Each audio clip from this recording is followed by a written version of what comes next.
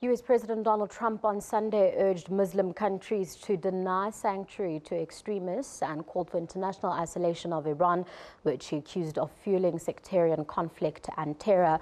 For more on this story, we are joined by Na'eem Jeenah, Executive Director of the Afro-Middle East Centre. Na'eem, thank you so much for joining us. Now, what's the significance of Donald Trump's visit to Saudi Arabia?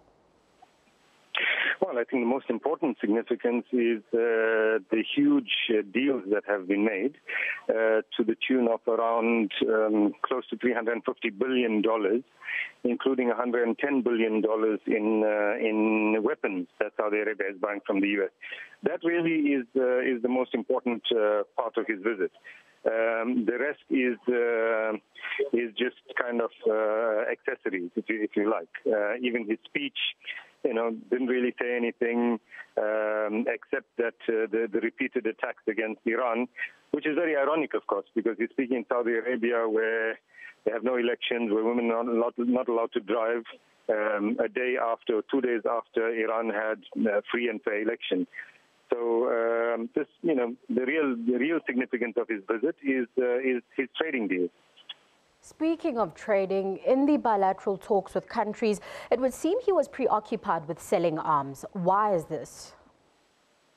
Well, Donald Trump is first and foremost a businessman, and he's treating his presidency of the United States like he would if he were the CEO of a company. So that's really the most important thing for him. I mean, even if you look at his speech and the way it was toned down compared to his rhetoric before his election, but also his rhetoric and his actions after the election, his attacks against Muslims, his attacks against Arabs, etc.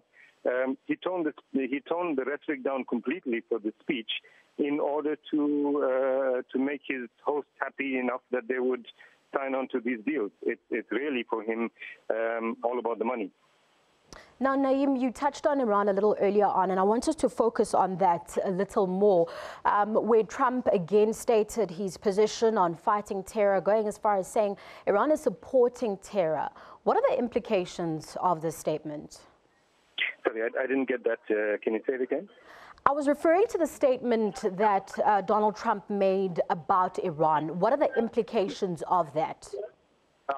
Well, he has, of course, taken a very hard line and a problematic line, I think, against Iran, and even promising to, in his words, cancel the nuclear deal that Iran was involved in.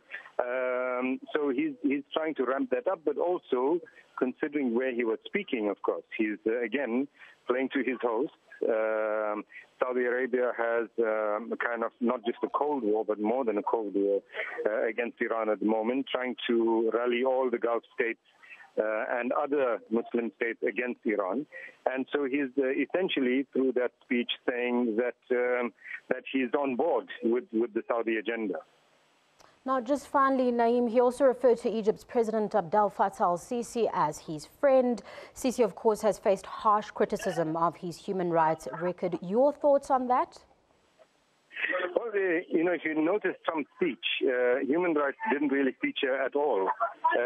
The only human rights thing that he actually mentioned was something about women's rights, which is really ironic coming from Trump. But he's not really interested in human rights at all, whether it's with regards to Saudi Arabia or with regards to what's happening in Egypt and the repression and gross violations of human rights in Egypt. He's not interested in that at all. He's interested in ensuring that strong men are in power, if we're talking about the Middle East, all over the Middle East, that they can be whipped into line and they can whip their people into line, and America can benefit out of that. So his comment about the trade deals that were signed was that it's bringing to America jobs, jobs, jobs.